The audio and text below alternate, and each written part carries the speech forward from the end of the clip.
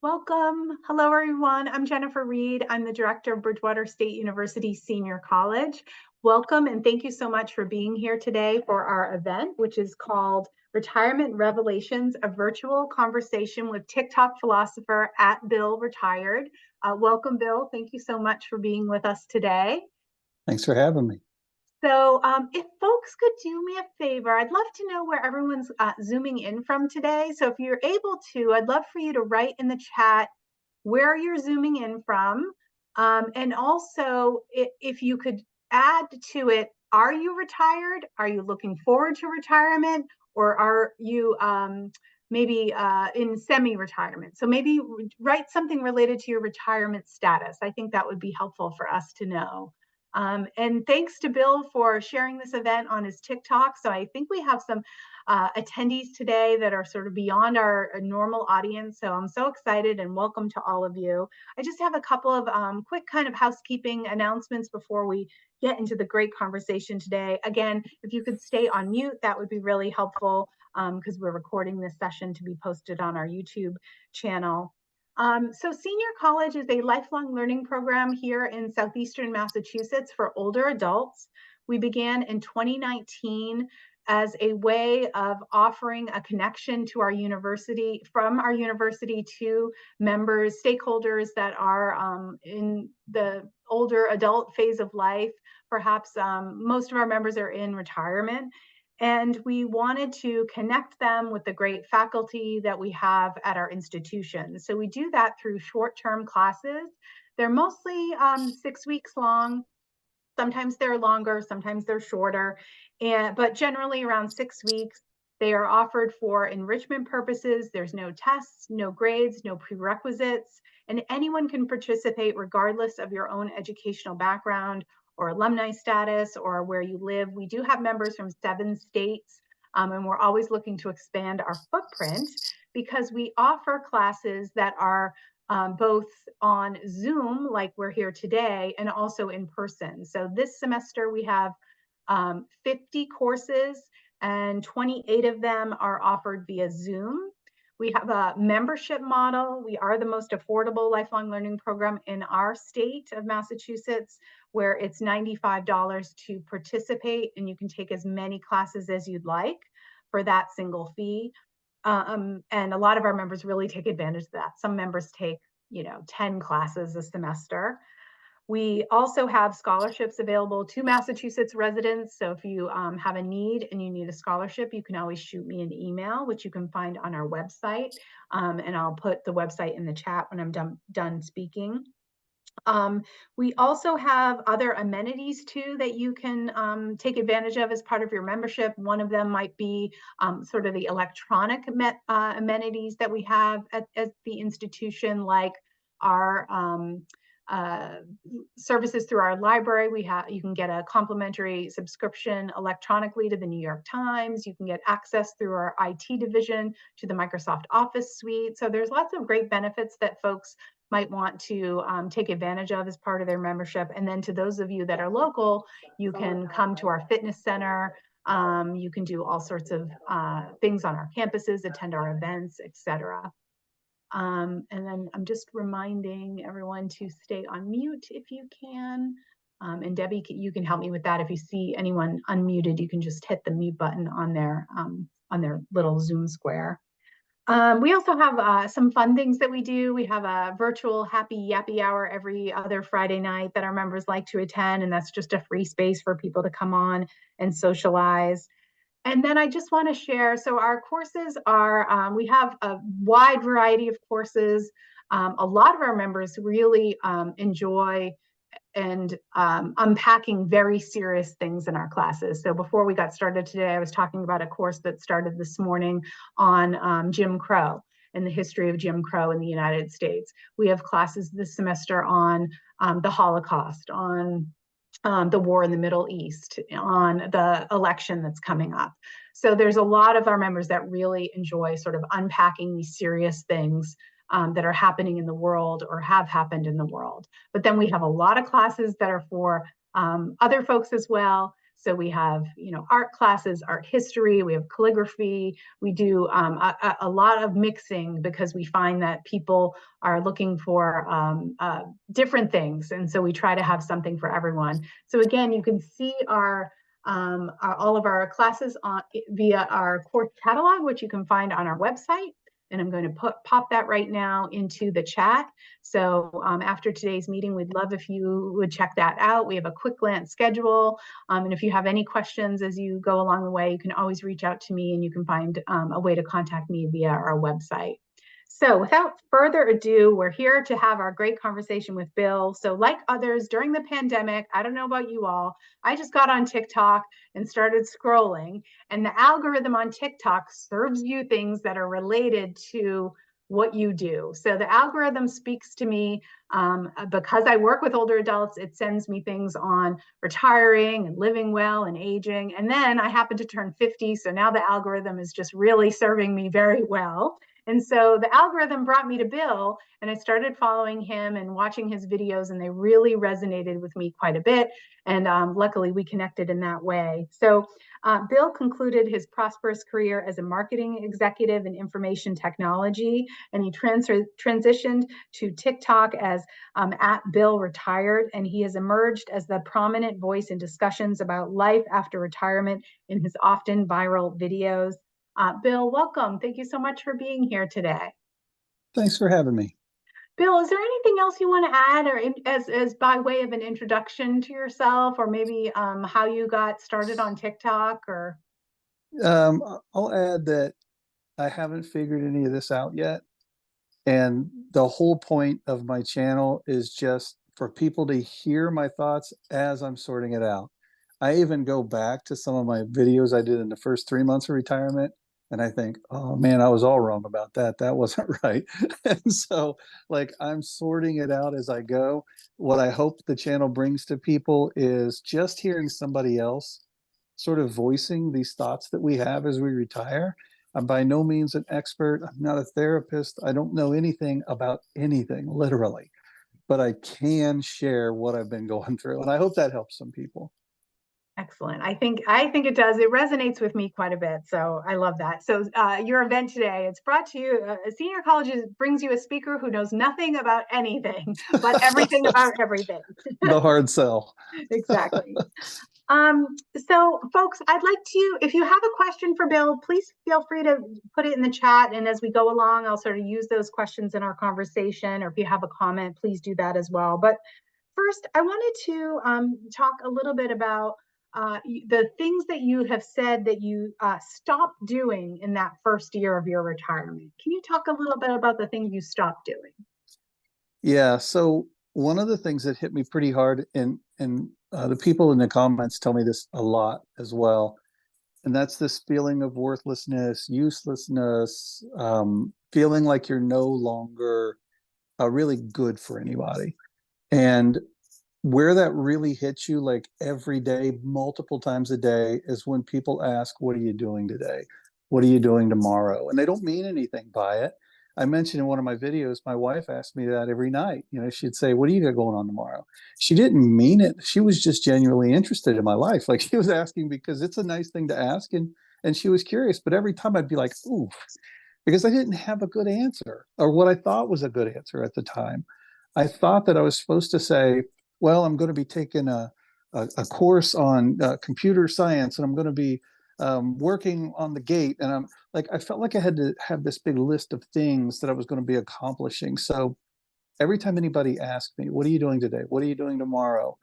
It made me feel like I was failing at retirement.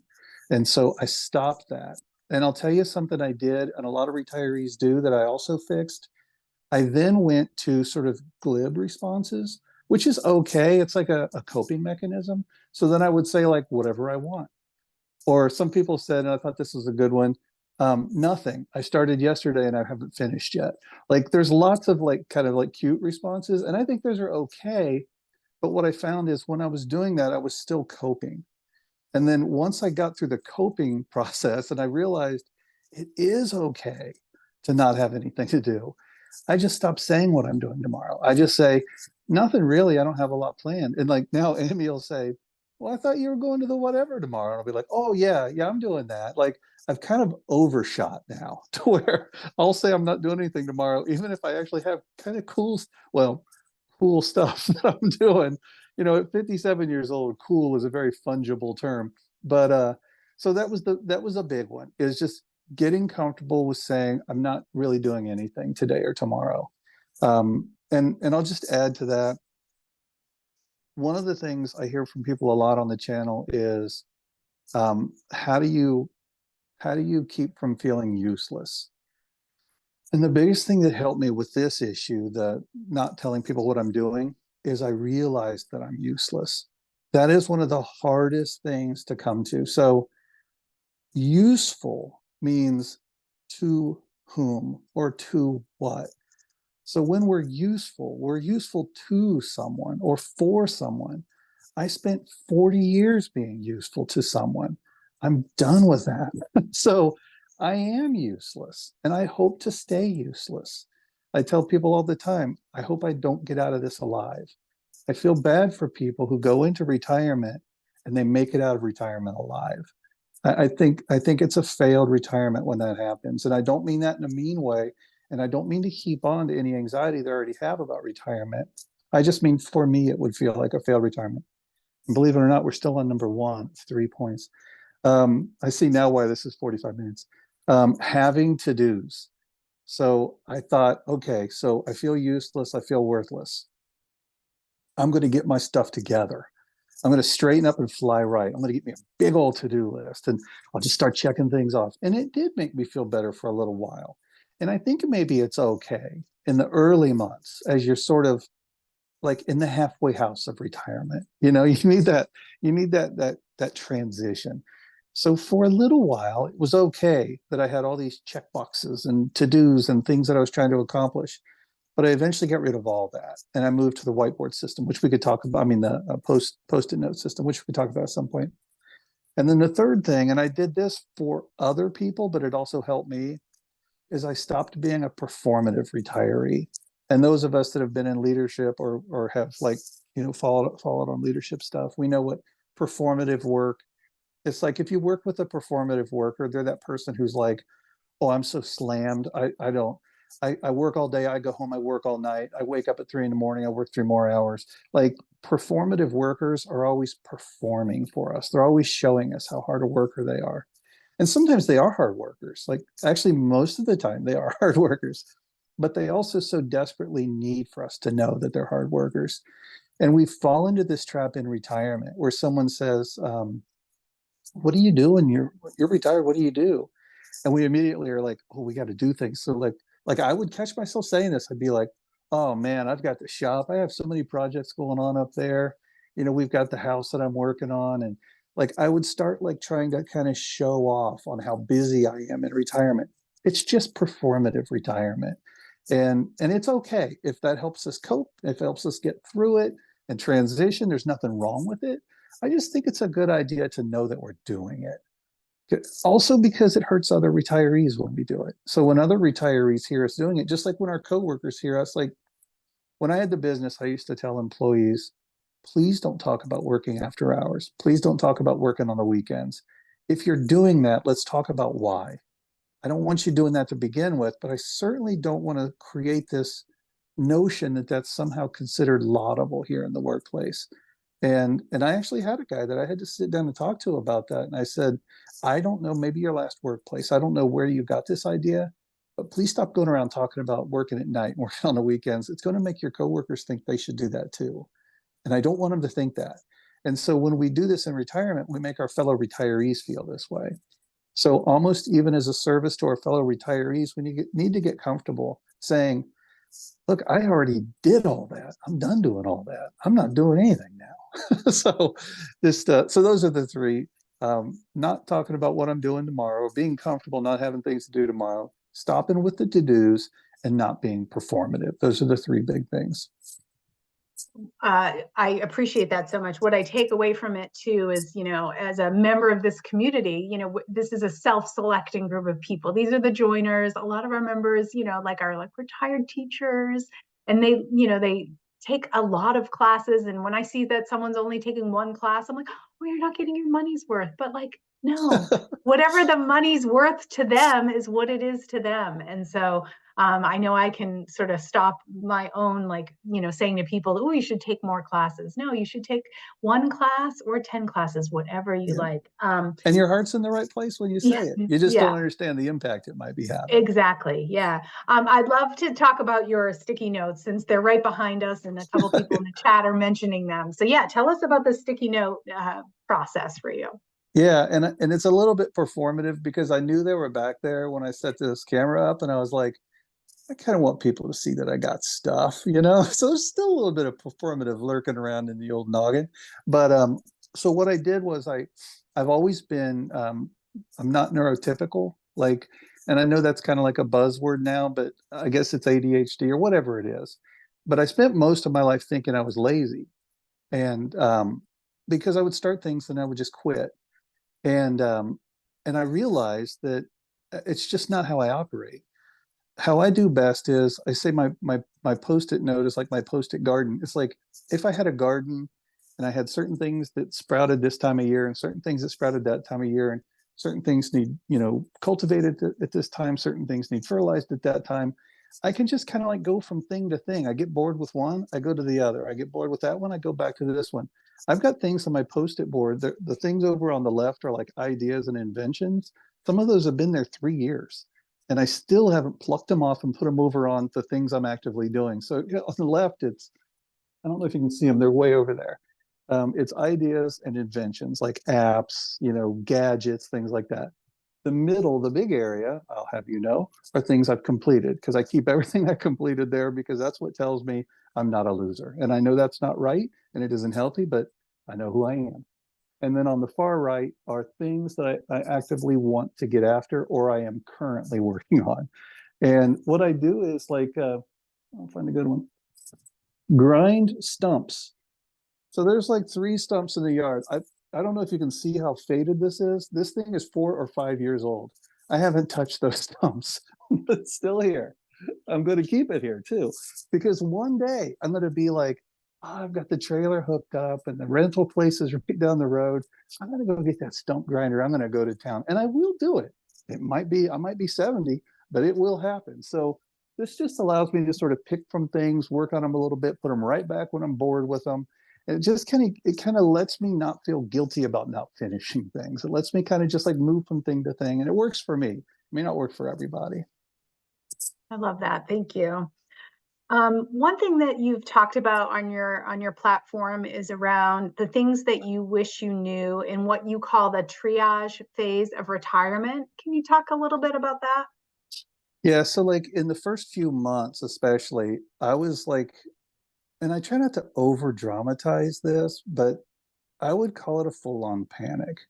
Like, and I was having little panic attacks. Now, I've had real panic attacks, like big ones, but I didn't have any big ones because I retired. But I had a lot of like little ones where like I would get this like what is it, like ice water in your veins feeling, just like that. And I'd be like, something's wrong. The term that kept coming in my mind is like something's horribly wrong. And I would like go into this state of panic.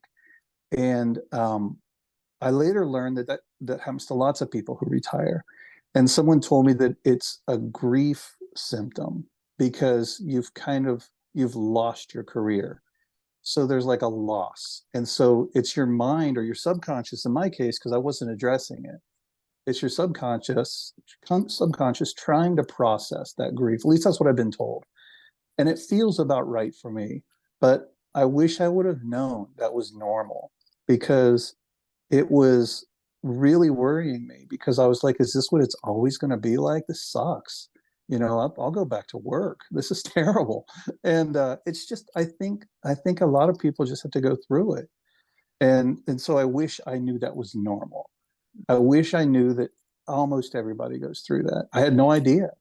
And it's one of the things that I complain about on my channel a lot is that there aren't any good, well, there aren't many good books or resources for retirees emotionally because there's no money in it.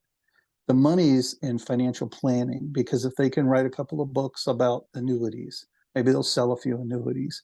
And I'm not coming down on those people who write those books or sell those things, but it's just sad because like if they were books about having a healthy and happy and emotionally healthy and happy retirement, people would be buying them.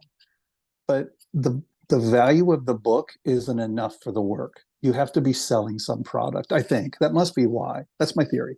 So anyway, so panic is normal. That's number one. Number two is I had to get over guilt for not being productive.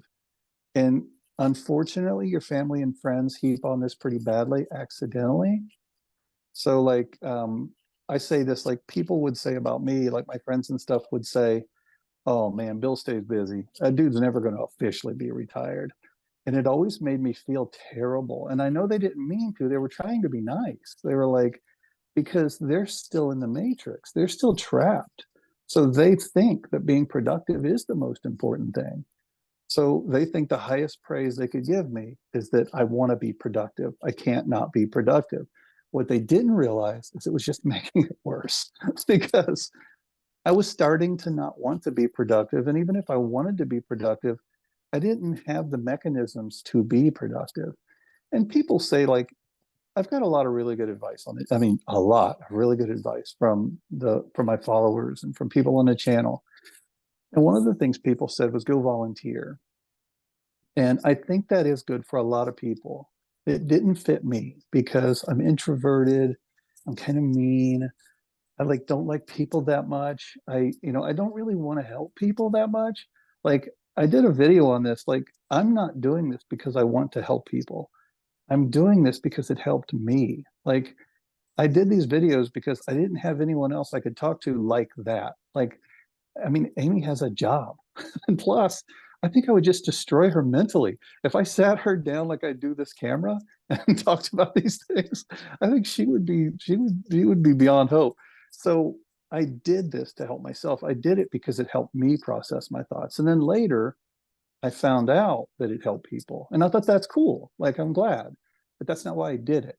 So I felt guilty for being productive. And when people talked about how I was never going to be a person who retired, it made me feel more guilty, which is weird.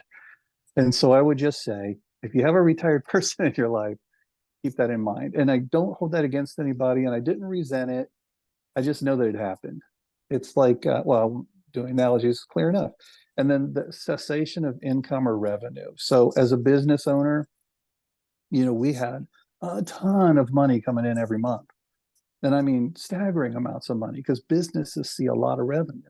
I didn't get that money. I mean, it went right in and then right back out again. But when you have that money coming in, you feel like it can cover a lot of mistakes. You feel like, and I think this applies to income too. Like when you have a nice, fat, steady income coming in or revenue coming in, you're like, well, if I goof up, yeah, it's a few months of income or it's a few months of revenue, but we're right back on our stride again. When the revenue stops, what you have is what you've got. And if you make a big mistake, there's no mulligan. Like it's gone. And one of my actually followers said, it's like being adrift at sea. Whatever's in your ship is what you have. It's not getting replenished. So when you're out there on the ocean and you make a mistake, you drop a jug of water and it falls off the side of the boat, it's gone. There's not another jug of water coming. Jug of water is not a great example because it could rain, but you get my point. The idea is that you have what you've got and you're not getting more. And it is a jarring feeling. And I wish I would have known going in to prepare for that feeling and also to know that it's normal and it isn't all bad. Like it's okay. Like I'm gonna be all right. And it's been 2 years and I've been just fine. But it's just a weird feeling. Thank you. So I think for me, the takeaway is to find something in your retirement that serves you. And so for some people, that is volunteering, right? Like that serves them because of the feeling they get that's associated with it. But I agree. I think so much of the conversation around retirement is we say to people, well, you should be volunteering, you should be volunteering. And that might not serve everyone in the same way, and being open-minded around that, what that means for everyone. Hmm. Definitely, I can appreciate that. And I think the anxiety, you and I have had a few conversations offline. Me, I have members that come to me like brand new, they're just retiring, and their children are like, you should join senior college, you should do this. And they're almost frantic in their I had one woman in particular who kept sharing with me over and over again in her frustration of like just getting on a Zoom. She was struggling with how to get on the Zoom, and she kept sharing with me what her profession was. She was like, but I'm an X, but I'm an X. She had a career that was her identity. So I was, so immediately I thought, well, she should go volunteer and do a version of what her identity in her profession was. But I also think, by listening to you, Bill, like we all have to sort of think about what is our identity if it's not our work. Do you have any thoughts on that? Like, I know that you had a big successful career in your field. Like, how do you make meaning of your life when you're no longer that thing that you spent all those years identifying yourself as? Yeah, and one of the most helpful pieces of advice I've ever got was from somebody on the channel in a comment, and they said you need to look at it like you finished work, not that you retired or that you stopped, that you finished it. And when they said that, I thought, man, and then I thought about that for weeks. Like I just kept grinding over it, thinking, can it be that easy? And like, can that be true? Like sometimes you hear things like that, and it's like that that sort of mind candy you see on social media that sounds so wise, but it actually doesn't really play out in life. And so I just kept grinding over it and trying to break it, like trying to see if I could unwind it. And it worked. Like the more I thought about it, the more I realized, like, what did I set out to do? I did it. And I think it's a little harder for people who don't feel that way, who don't feel like they could plausibly convince themselves that they finished. Then you just have to remember that you are in act two. It's your second act, as they call it. Some people look at a second career like a do-over career that way. I look at retirement that way. A lot of people look at retirement that way. It's like your second act. And you have to say, is my second act going to be a new life, or is it going to be act one reloaded? Like those terrible, terrible sequels that we see. Nobody wanted to see those things, but they got made anyway. Like, let's not make one of those sequels out of our lives. It's like the first one was fine, but boy, the second one was just a bad imitation of the first one. And when we try and do like work life reloaded for a retirement, it kind of comes off like a really poorly written sequel. And I didn't want to do that either. And so I had to keep beating my head against the wall saying, what is wrong with me? Like, and I'm kind of transitioning into a new point here, but that's kind of my jam. But I would say, like, why do I want to go back to work so bad? It wasn't until towards the end of my second year, like 2 months ago, that I actually didn't feel pains to go back to work. Like for 2 years, I was like, I could start this business. I could start that business. You know what? I know my brother's good at this. Maybe he and I could start a business doing that. You know, my kids are great at that. Maybe we could start a business doing like, or maybe I could go, be a consultant. And like all I could think about was getting back into the workforce. The gravity of that career is so strong. It just keeps pulling you back. But yeah, I honestly I forget your original question. I That's okay. That's okay. I just want to touch on a couple of other things, and then I promise folks are writing some great comments and questions in the chat, and we'll definitely get to those. But one thing in a series of videos you did around retiring well, you talked a little bit about uh, not having to be productive in order to deserve to relax. Can you just talk a little bit about that? Yeah, so that was a hard one to come to terms with. And I mentioned earlier that getting to a place where I realized I was useless was one of the healthiest things I did as a retiree. Instead of trying to convince myself I'm not useless. And there's going to be a lot of people who hear that and say, you're not useless. No one is useless. I'm not useless. I'm not useless. I'm not useless. Like all of a sudden, it's like, who are you? Methinks you protest too much. But I get it because I did the same thing. And the idea is like getting to a place where we realize we do not have to be solving other people's problems in order to be worth something. And getting to a place where like somebody said in one of the comments, and I know I keep saying that, I'm sorry, but I have to give credit where credit's due. Someone said, my cat, my dog, my horse never sat around wondering what they should be doing. They just enjoyed life and lived.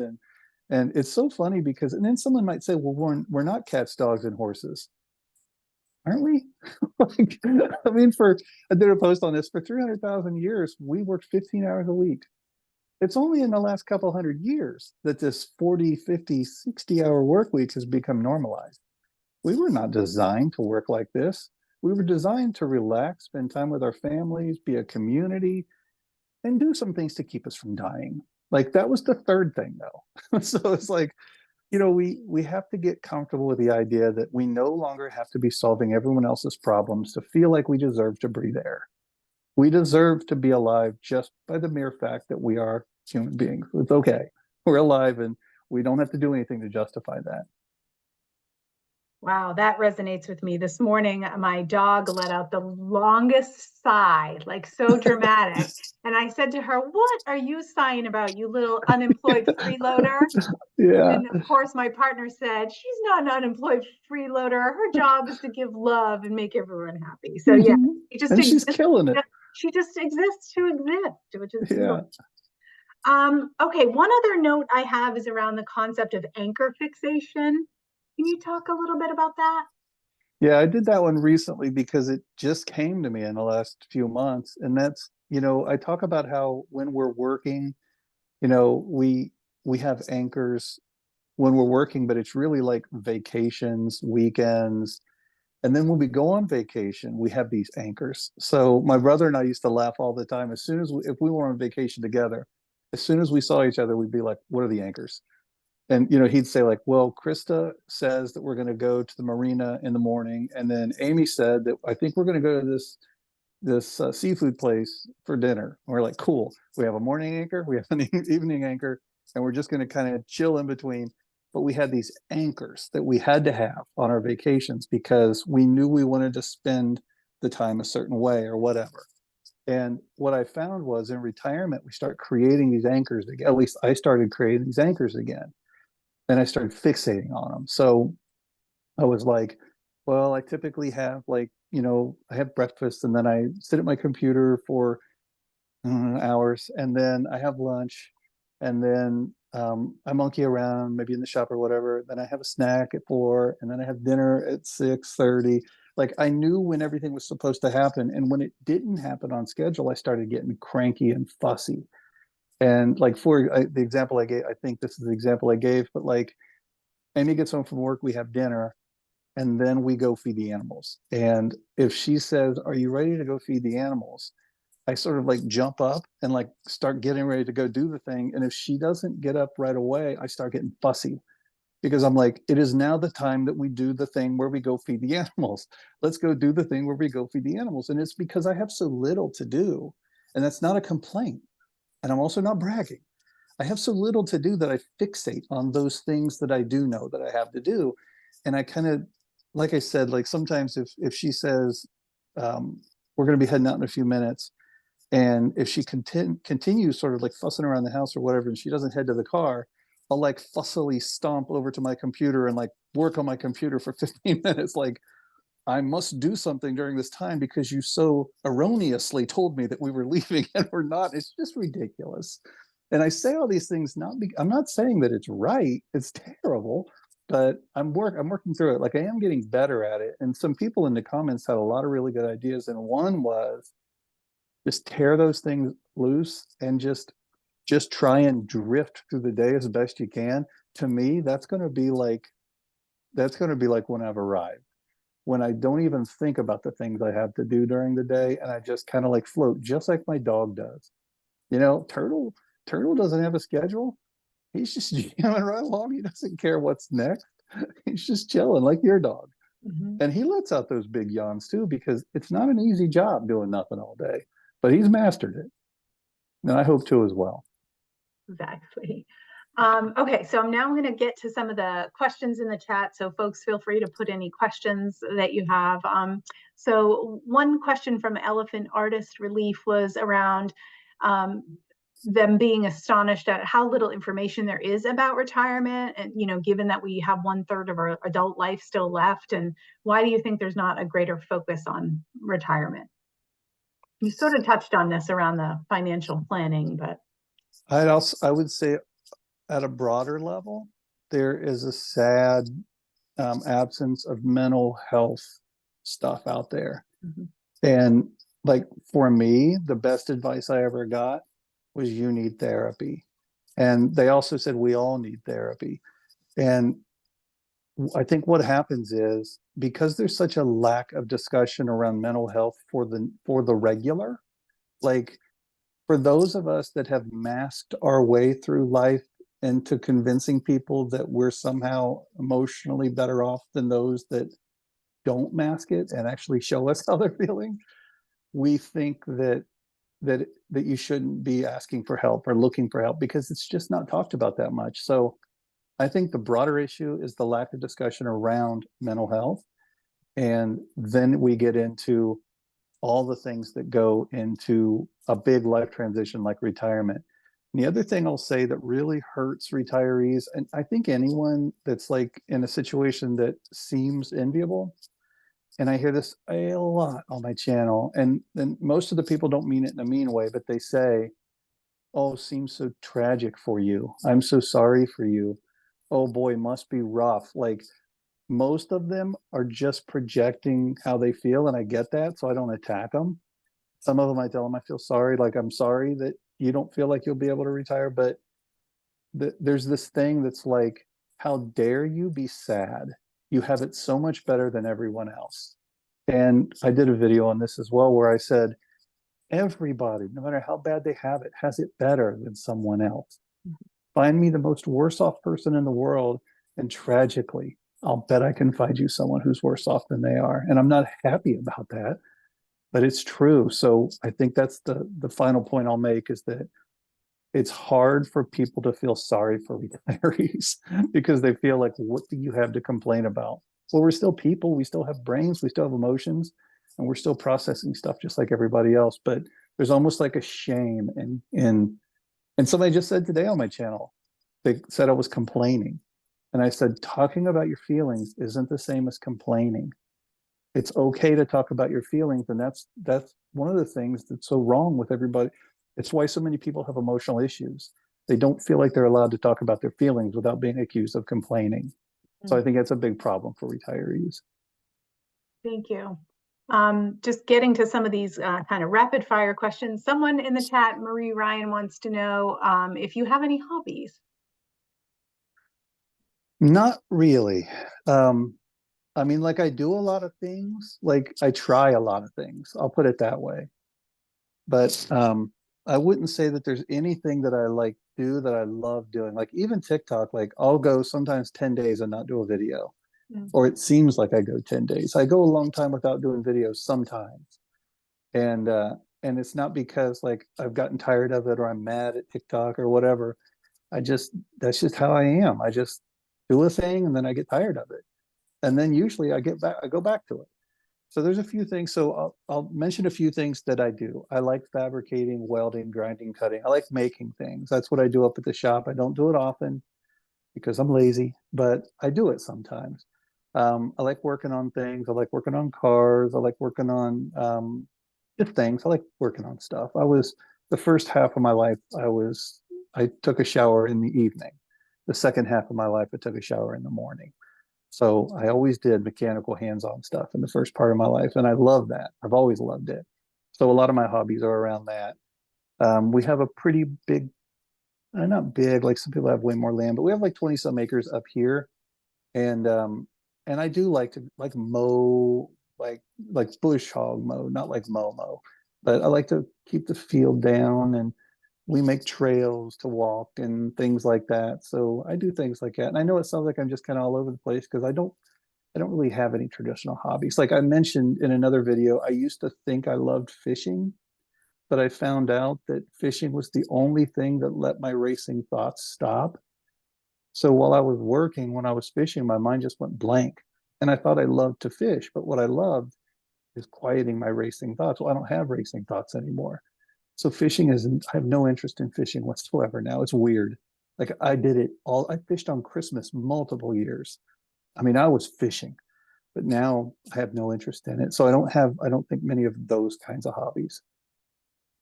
Thank you. One conversation in the chat, and you've mentioned that your wife still works. Can you talk a little bit about someone said, his biggest issue is that his wife still has 4 years until her retirement, and he feels that their partnership might suffer because of the different stages that they're in. Do you have any advice on that or thoughts? I wish I did. Unfortunately, for everyone else, Amy is some kind of a phenom. Like, I mean, and I'm not saying that because I'm hoping she sees this video. She doesn't watch my stuff. She says it's too long. But she is, I mean, she is not interested in competing. And I'm not saying, by the way, I'm not accusing anyone else's spouse of this, but Amy's like, she's like my biggest cheerleader. She's like, I'm so glad you're retired. You earned it. Like, don't do anything. Do anything. Whatever makes you happy, just do that.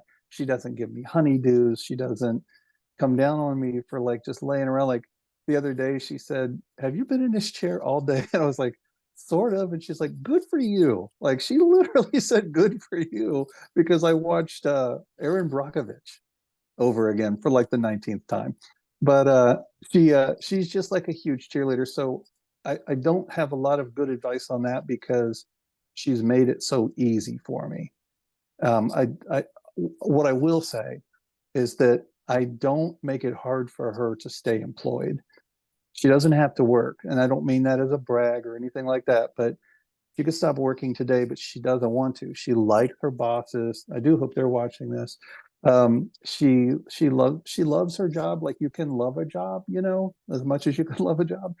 Um, and so I do hear a lot of spouses that work say they're tired of getting berated by their spouse for staying at work because I went through a little bit of this. Like what we do now is I travel independently, so if I want to go out and see the kids, I just go see the kids and Amy stays home. If I want to go see my brother, I go see my brother and she stays home. Sometimes we go together. But if I couldn't go anywhere unless she went with me, I would start getting a little salty about it.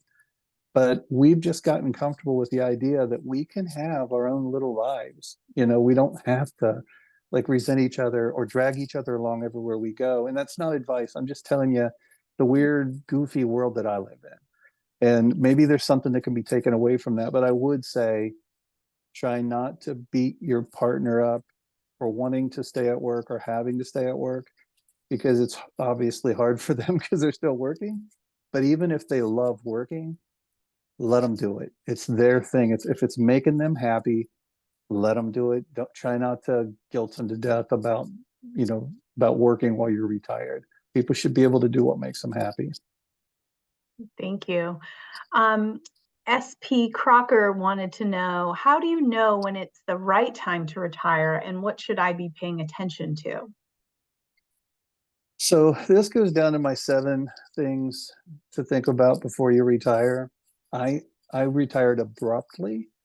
It wasn't negative, it was actually quite positive. It was just a surprise that things kind of materialized as quickly as they did.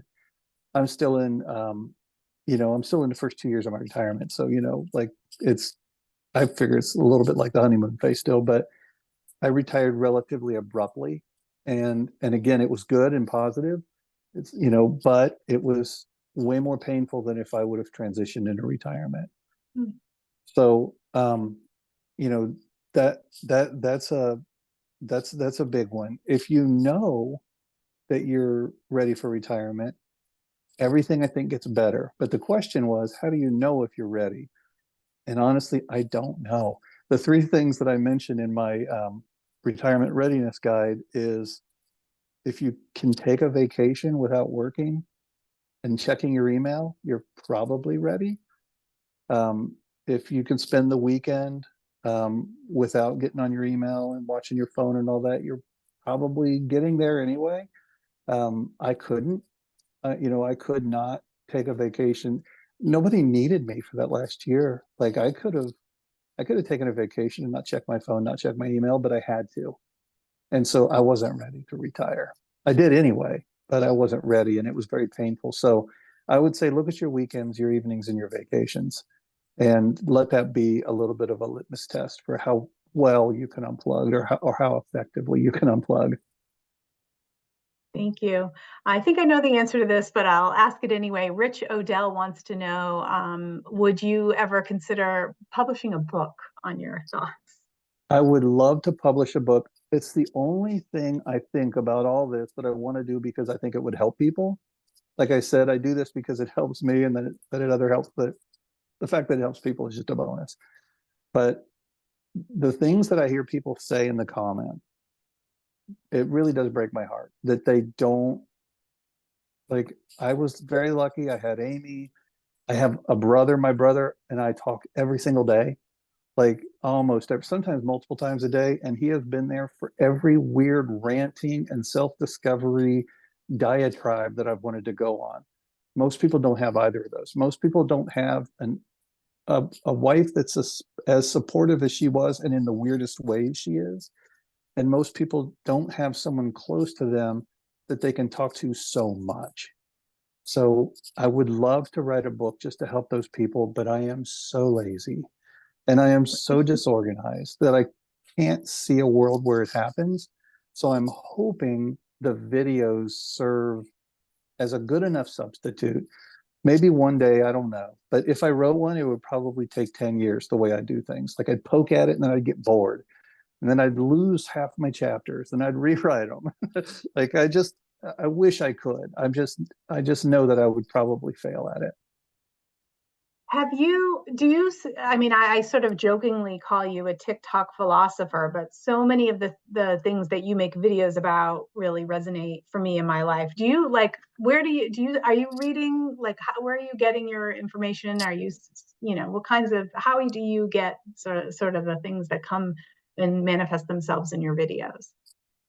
So, like I say a lot that I'm not really good at anything, but one thing that I think I'm kind of good at is like there is only one thing I really value.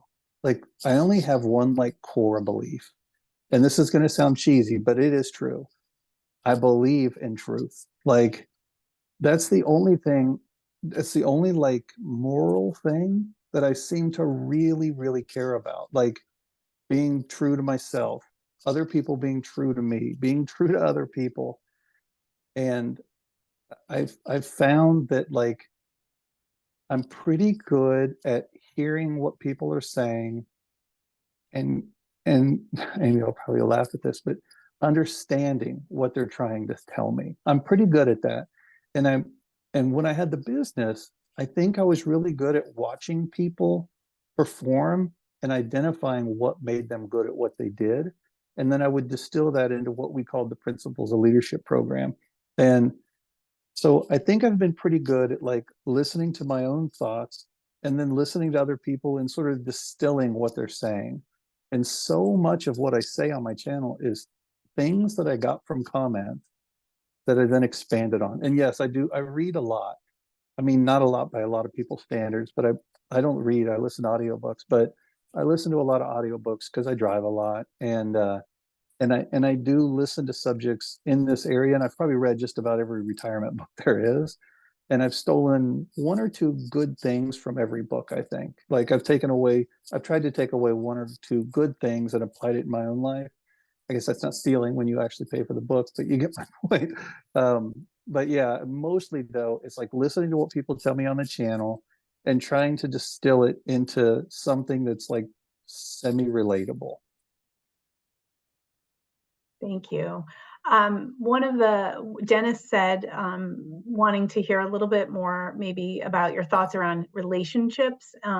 He's been happily married for 41 years and they find themselves the last 5 being together full time, but they find themselves sort of sitting in chairs with little interaction with each other. And so do you have any thoughts on how they might improve that? I do not. I would say that's not that far off from what Amy and I experience a lot. Like I noticed that I noticed that because I'm more available, hard to say this without sounding like we're having marital troubles because I noticed that when I'm more, because I'm so available and I have so much time, I find that I'm getting needier. And so like I find sometimes I'm disappointed with with the level at which she engages with me. So like when I was working, I would tell her like one or two boring stories a day, right? Because I was at work 10 hours and I would tell her a couple of boring stories and she'd be like, "Oh, lost. That's the most incredible thing I've ever heard." Well, when you do that like 10 times a day, she just doesn't have the gas to keep up anymore. And so she can't like engage like she did when we were both working. So I do sometimes find myself like blaming her for not being as amazed as she was when I was working at my ridiculously boring stories. So I only say that because he said we find ourselves sitting around not engaging. Um, and so I think sometimes, I think there's a degree of that that just happens. I will tell you this though, and I got a lot of flack for this. I said, I did a post where I talked about looking forward to something fun on the weekends. And two of the things I listed were going to an outdoor market and going on walks. And people were like, oh, fun. Yeah, you really live it big. But Amy and I really do enjoy being around each other. I mean, I'll say that like I do think that we like actively converse less than, or it feels like we do less than when I was working because I think we're around each other more, even though she's still working. Um, but we don't like being around each other any less than we did when we were both working. So we still really love being around each other. And I think if you still love being around each other, I think that's a pretty good deal. And and I don't know when she retires, like I talk about this with people a lot, like who where both are retired. When she retires, we're gonna have a whole new thing to figure out because I will drive her crazy because I talk constantly. Like I do not shut up. And it's only about things that I'm interested in. So like she does her best to try and engage, but there's only so much a human can do. And so we'll see how that goes when she retires. Yeah, someone else had a question comment in the chat about, be you basically then sort of she will be kind of coming into your space and there'll be a whole transition period, I'm sure, during that Mm-hmm. when that happens as well. One of the things you talk about on your channel, which I just really appreciate, is your like how you reframe your attitude just in general, like interacting with the general public. I think you had a video about like assuming that the person who is giving you poor customer service is maybe having the worst day of their life and just can you talk a little bit about how that's helped you in your as you go through the day because I see that because I work with an older population. There's sort of an exacting standard that sometimes older folks can hold us to, and it's sort of impossible to meet that standard, and how you've kind of reframed that in your mind as you go through the world. Yeah, and I would say I'm not disagreeing with you, but I would say all ages do this, and maybe just as badly. I think maybe we see people in my age group, we see them more in the service world. I may be wrong about that, but so we're going to have this sort of selection bias to where it looks like they're maybe a little more feisty, a little more spicy in those environments. But so most of my life, I had this super, super hot, terrible take on customer service. And I thought, I'm going to punish people with a bad tip when they serve badly. This is one example of, how I've changed my perspective. And then once I retired and the racing thoughts and the anxiety and everything sort of started drifting away, I had time to think more broadly about stuff. And I started realizing that people that are in a service job are going to have bad days. They're going to have days when even they would say I was not on my game. Like I see a lot of this on TikTok, for example, and I see a lot of servers on TikTok because I'm the algorithm knows who I am, and they'll say like I know I was a terrible server last night. I know I did a terrible job. I just could not seem to get on my game. I kept forgetting to, and I think about that and I think, what if we got docked when we had a bad day at work? Like, what if at the end of the day our boss said, "Hey, Looks like you had a couple of mistakes. Looks like you weren't nearly as productive from 10 to 2 as you normally are. We're going to knock 30% off your pay. And so I started thinking like I'm not gonna use and this is a very hot topic, and believe me, it caused a lot of back and forth in my comments, but I decided for myself that I'm not going to use tipping as a punitive measure to try and teach somebody a lesson. And this isn't the form where I'm trying to say that you should do that too. I'm saying that's an example of one of the realizations that I came to. The other is on the subject of service, that it's not my job to fix service people. So, if I go through a line and somebody's like, like the person, the cashier or whoever is like grumpy and not good at their job, let's say, it's not my job to tell them how to be better at their job. It's the manager's job to do that. And people say, well, then you should go to management. Management already knows. You're not going to tell management anything they don't know. They're probably doing the best they can with what they have. The cashier's doing the best they can with what they have. There's a book that I suggest everybody read. It's called The Myth of Stress. And in there, the book teaches that we're all doing the best we can in the moment because that's what we did. You can't go back in time and do it again. So what we did in the moment was the best we could do. And people say, well, if you think like that, you'll never get better. No, we say, I did the best I could do then because that's what I did. I think I could do better in the future. Here's what I'm going to change. But when somebody's in the moment doing poorly, they're doing the best they can, literally, because that's what they're doing. And I know I said that 3 times. That's a really bad habit of mine. I just edit it out when I do the videos, usually. Thank you. So we just have a few minutes left. One question that came up in the chat, which I think is, I know that a lot of our members are in this stage too, around the concept of being retired and then having to care for elderly parents. Do you have any experience on that, or has that ever come up for you on your channel at all? It comes up a lot, and I wish I had good answers. I didn't have that situation really. My mom got sick as she got older, and she had to go into, it wasn't like assisted living. It was like one of those apartments where it's like you're independent, but people can come in. And when she went in, COVID hit like a month after she went in. And so she was kind of stuck there for like 2 years. Literally, they were like, you can't come out. And there's certain treatments she needed and things like that. So for us, it was weird because she needed to be there. And we didn't have to tell her that it was our decision. So we got, and I know this is a weird way to say it, but super lucky that way. And I mean, the problem with aging parents, especially those that need care, is that someone is going to make decisions for them that they hate. They're still the right decisions.